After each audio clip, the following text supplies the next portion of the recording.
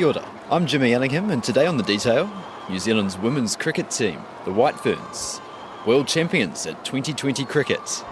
There it is, New Zealand have done it. They have climbed their Everest. They were there in 2010, those two ladies. They have now emulated the winning World Cup team for the women in 2000. They have etched their names in history. Those two ladies are Susie Bates and Sophie Devine, legends of the game. Yet they'll soon retire after 2-decade-long careers playing only white ball, short-form cricket. Despite achieving pay equity for match fees, play equity remains elusive for the White Ferns, who haven't featured in a multi-day test match for 22 years. I'm sitting at Fitzherbert Park in Palmerston North, which is a special place for the team. It's where they last beat Australia in the 50-over Rose Bowl series 27 years ago. The ground's empty today, but there was a good crowd here back in 1999, urging the team on. Fast forward to this year, and reports have surfaced that New Zealand cricket turned down the chance of a women's test in Australia next season. So what's going on?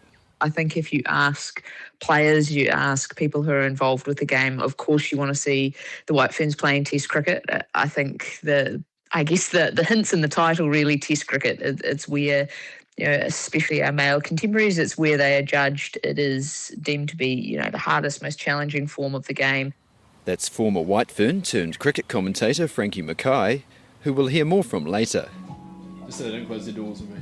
But first, I head down to Wellington and a little cafe on the terrace, where I meet a woman whose involvement in the sport spans decades. I'm Penny Kinsella. I've played 6 tests and 20 one-day internationals for New Zealand. We'll get right into it, can we? And that's, should the White Ferns be playing Test cricket? Oh, absolutely, they should be playing Test cricket. It's a fine heritage we have of Test cricket dating back to 1935, and over that time we've had some really, really cool struggles against trying to establish ourselves as a Test nation, and then actually getting to the point in the 1970s where we won a few matches. Yeah. Your Twitter handle is, I think, something along the lines of PK says White Ferns should play Test. Test for White Ferns. PK says Test for White Ferns, and I do get a fair bit of feedback from that from other people on Twitter, and then of course whenever someone says something about Test for White Ferns, I get copied into it and I go, I thoroughly agree with this statement. So what do people say about it? So a lot of it is around the travesty that players like Sophie Devine, Susie Bates, Leah Tahuhu have not played Test cricket, and it's not looking likely that some of the current players will do either.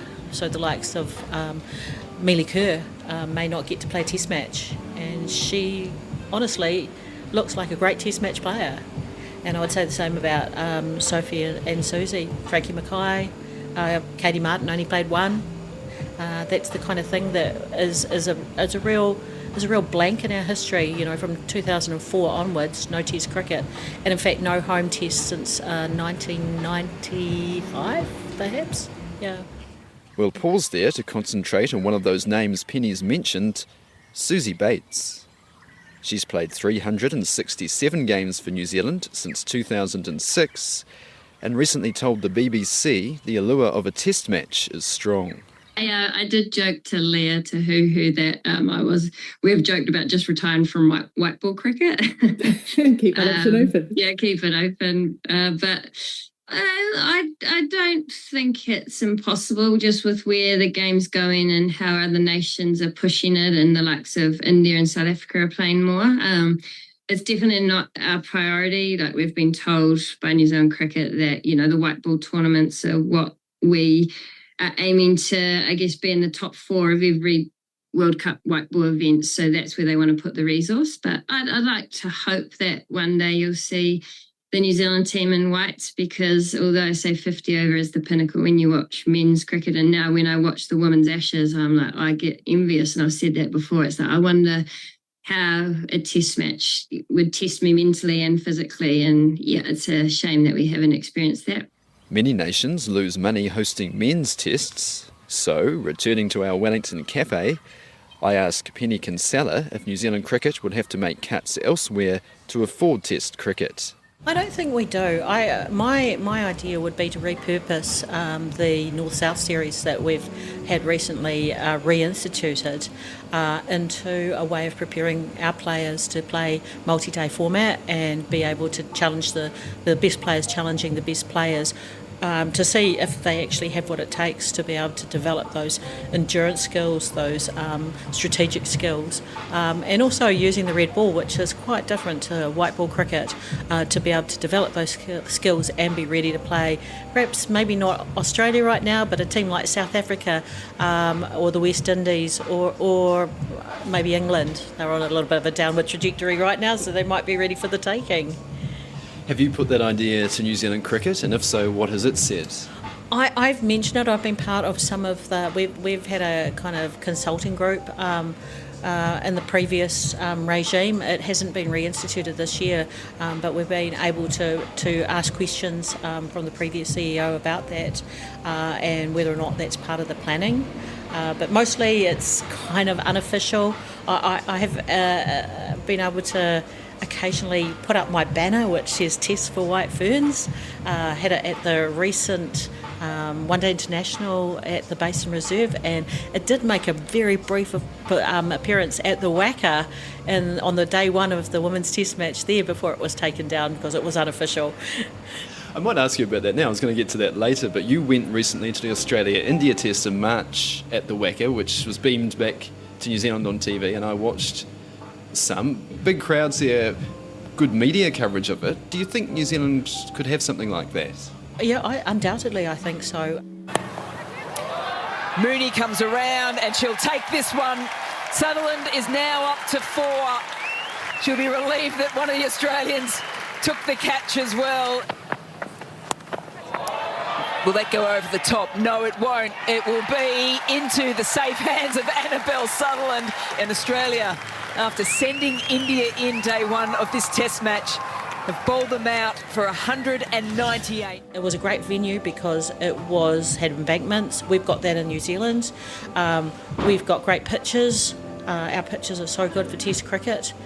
We've got people who are really keen to come and support, and you know, the being able to promote it, the you know, bringing back Test match cricket, and being able to get that hook on it would really bring people in. And you know, I think either Wellington or Christchurch would be the place to do it because that's where the support is. New Zealand said no, according to news reports, to playing a test match in Australia next year. Were you sitting there thinking, oh, this could have been us? I have almost gave up for a while that I would ever see a test match again. I would have loved it to have been us, and I would have gone if it had been a test match, us versus Australia. I would have gone no matter what. It was brilliant to see women playing cricket in that format. And when I had actually a school friend from my days in Palmerston North, Jimmy, who put it into my reckoning and said, well, why don't you come and visit? There's a test match on, and it's a women's test match, and it's a pink ball day-night test match. So it was pretty much a no-brainer to get over there and get in and watch it. Yeah. You said you'd pretty well given up the thought or the chance of New Zealand playing a test. What do you think now then? Well, I think we always need to keep pushing it. We always need to kind of hold New Zealand cricket accountable for the fact that, you know, they say they have pay equity, but it'll never be pay equity for our players while they don't play test matches. That there's that lack of opportunity that has moved, you know, players further away from test matches rather than closer. And I think that New Zealand cricket's got an obligation to women's cricket to promote and foster that part of our game.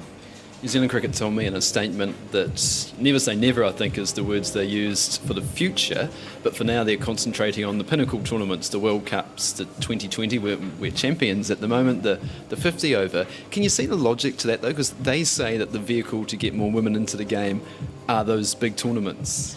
I find that's an interesting attitude because like there's been so much of a lack of focus on 50 over cricket in terms of the way that it's in our domestic competition, that it's kind of sidelined and not well promoted, and it's only T20 cricket that's been promoted.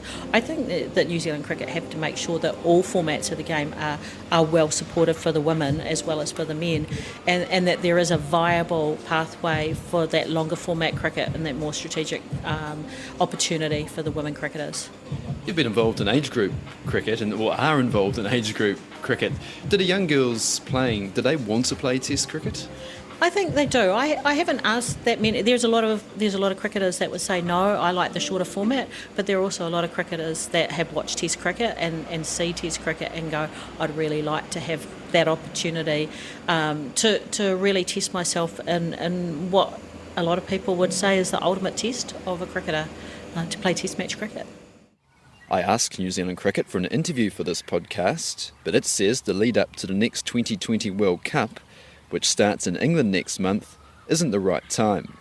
A statement from its head of women's high performance development, Liz Green, which you heard me ask Penny Kinsella about there, says there aren't any plans to reintroduce tests for the White Ferns at this stage. She says NZ Cricket is better to concentrate resources on the shorter 50 over and 20 over games to grow women's cricket in New Zealand. A strategy that's proving effective. Liz Green says its preference for now is to focus on World Cups, but never say never when it comes to tests. To a familiar voice now, former New Zealand all-rounder Frankie Mackay has played top domestic cricket for 20 years and watches more games than most as a radio and TV commentator. I asked her, should the White Ferns be playing Test cricket? It's a good question. It's a really good question, and it can be a little bit of a tricky one to answer, if I'm really honest. I think if you ask players, you ask people who are involved with the game, of course you want to see the White Ferns playing Test cricket.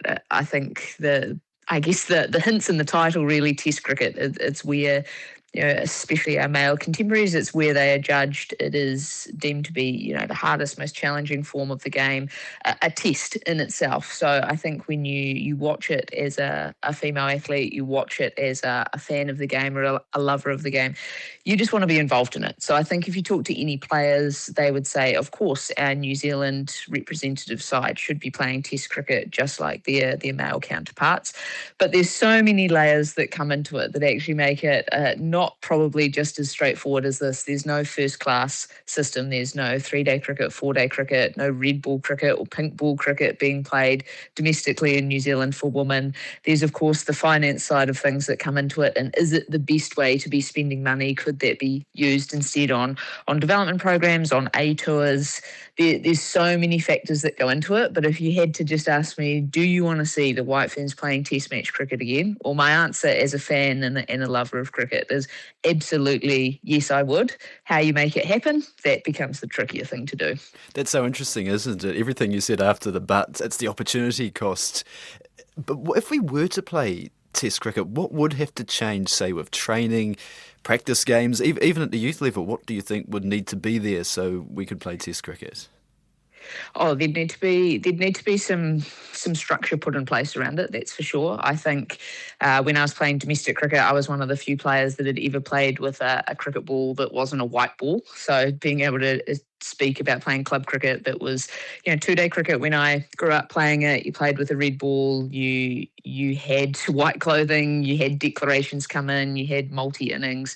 So all the things that come into it are just, players, even now who are in their 20s, late 20s, they've never had the opportunity to experience that at any level of cricket, school cricket, club cricket. So then to ask people to then be able to do that at an international level, that's actually a really big ask. The White Ferns have played 45 tests, going back to 1935, losing 10 and winning 2, both in 1972. Like Penny Kinsella, Frankie Mackay thinks a North-South Island series could be the best way of preparing players for longer form cricket. Being realistic, I think it's a really hard ask to say to people, rock up, play an international test match. You've never had any experience in it before and just see how you go. I think there needs to be a little more planning that goes in behind the scenes than that. So potentially you think New Zealand cricket was right if, as news reports have suggested, New Zealand turned down the invitation to play a test in Australia next year? Yeah, I've heard it through the grapevine that's been a little bit of a recurring theme over the last few years, actually. So, I mean, at some point, if the best teams in the world have shown that they have an appetite for wanting to play Test match cricket, and it's not necessarily playing, big extended 5-match Test series. Our Black Caps can't even get that and don't even get that regularly scheduled for them. It's around at the women's game at the moment, that multi-format series. So you look at the Women's Ashes, which is, I guess, one of the big series. Australia, India, the same, is they play 3 T20s, 3 one-dayers, 1 Test match, and you get different points for different games or different results in games. And so that all combines towards the trophy and how many points you can win in that. So I think that's a great way to structure a series, to structure cricket. I think it's great to have teams getting challenged across all 3 formats of the game. The issue is, what leads it first? Do you get a domestic structure? Do you get something in place which then allows you to say, yes, thank you, we will play those Test matches? Or do you actually just have to bite the bullet and say the first couple are going to be a little bit ropey? It's going to be a real challenge for our players. But actually, in showing that is going to be the future of the game, actually then that's leading the way, and you then have to say, okay, well, to be successful at it, we then have to put some things in place. So it's a tough one to answer, because yes, you want that structure, you want players to go on and be successful, but the danger in saying that is that it almost feels like a little bit of a convenient excuse at times that they keep getting offered, and it just says, well, we haven't changed anything, so our answer's still no. And I just have that fear that 10 years down the line, we might be having the same conversation that says, well, the White Ferns keep getting offered these Test matches. There's still no domestic red ball cricket, 4-day cricket. There's no structure towards it. So they keep saying no. And potentially that's to the detriment of players in this country, to the detriment of White Ferns, and maybe to the detriment as well of being able to play some of those big marquee series at the big grounds at the right times of year. And here it comes. Nicholson bowls the short ball. Mason onto the back foot. She hits it. And she's caught the wicket. She's caught at the wicket. New Zealand have won the Cricinfo World Cup. The White Ferns last won the 50-over World Cup in the year 2000 at Lincoln. Frankie Mackay remembers watching on and says she probably dreamed of playing for New Zealand in white ball games wearing a black uniform. But she says it's wrong that so many great players over the past 20 years haven't had a chance to wear whites for New Zealand.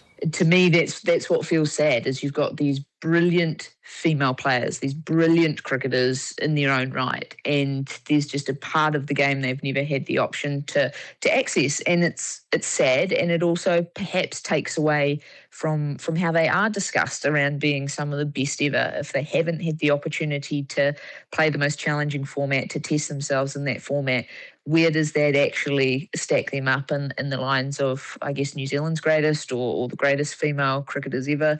So, yeah, it's sad. And it's something as female players we sit around and talk about all the time. It's one of those things that if the game's a little bit slow on the sideline or there's rain delays, so often you get together and you're nutting out who would make the Test team, and you're sitting around trying to pick out, okay, who's the opener with the best defensive technique, who would take the new ball, who's the spinner that's got the ability to bowl 30, 40 overs per innings, who would be fielding under the lid. So the discussions are there, the desire to want to do it with a lot of players is there. And look, I was absolutely no different. And I'm such a lover of the game, and have watched probably too much cricket, to be fair. It's one of those things that you just think, oh, what would that be like? What would it feel like to be, out in the field for days on end? What would it feel like to be in those situations and to be able to really test yourself against the best in the world in the toughest format? I guess I'm lucky having a little bit of a broadcasting view to things as well. I know when you sit down with the guys after a Test match, especially after a Test match win, and the way they talk about the game, the way they talk about the work and the effort and the heart that goes into it, it's just, there is a different feel around Test match cricket compared to one-day cricket and T20s. Penny Kinsella says she's proud to have played 6 Test matches alongside 20 one-day games for New Zealand, and she has some special reminders of that time. Well, I brought 2 things along here, 3 things, because if you count the bag. When we played cricket for New Zealand, if we were selected for a test, we were given a test cap. and so that's my initial Test cap. Well, so you played in that one? So I played in this one. It's got the date of the year that I... 1990. 1990, Yeah. So that was the series against Australia. And that was the first cap that I received for New Zealand.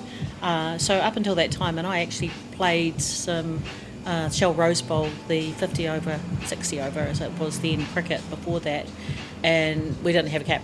So we played in floppy hats, so all got sunburnt. And so a little bit difficult for batting because no one had helmets then either.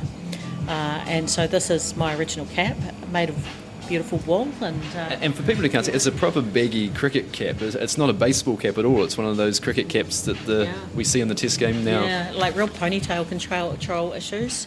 Oh yeah, there's no gap at the back. There's no gap for the ponytail. But I feel that, you know, when people get that old baggy cap, that they'll deal with that. The low pony, as they call it, will be in play. But what you can see there is, of course, it is a silver fern, and I bought as a comparison the commemorative cap that we were given, which has my player number on the back. Number 97. Number 97. And you mentioned Greg Barclay. I got that presented by Greg. But I brought them along just to show you the difference between the two and the way we've gone from the old-fashioned fern into a more stylised New Zealand cricket fern. Yeah. Oh, those are lovely, Penny. Look, thank you for bringing those along. The last question I have is, before you said you remain hopeful we can play a test. What are you going to keep doing to agitate for it? Yeah, well, every opportunity I get to talk to people at New Zealand Cricket, I will be asking them, you know, what are you doing? It's good to be able to use your influence to be able to hopefully get some real change happening. Part of the changes around hearts and minds of really giving our players the hope that they can play the multi-day cricket, and planning to be able to put that in place and have regular opportunities to be able to do that. So I'll be asking them, holding them to account. That's it for today. The Detail is a newsroom production supported by RNZ and New Zealand On Air. This episode was engineered by Phil Benj and produced with the help of Alexia Russell and Gwen McClure. Thanks to Frankie Mackay and Penny Kinsella. I'm Jimmy Ellingham. Ka kite anō.